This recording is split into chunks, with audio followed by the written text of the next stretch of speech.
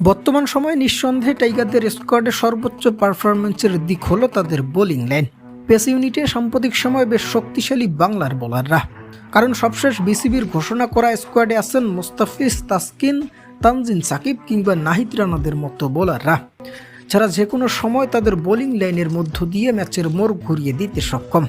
তবে দেশের এই বোলারদের সাথে এবছর স্কোয়াডে যুক্ত হওয়ার সম্ভাবনা ছিল তরুণ ডানহাতি পেস বোলার রোহনাতুল্লাহ বর্ষণের।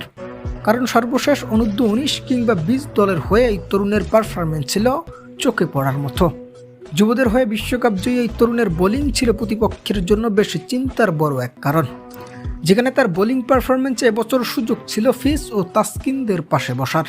তবে সবশেষ বিপিএল এর ম্যাচে পায়ের ইনজুরির কারণে লম্বা একটা সময় ধরে ইনজুরিতে মাঠের বাইরে এই পেজার।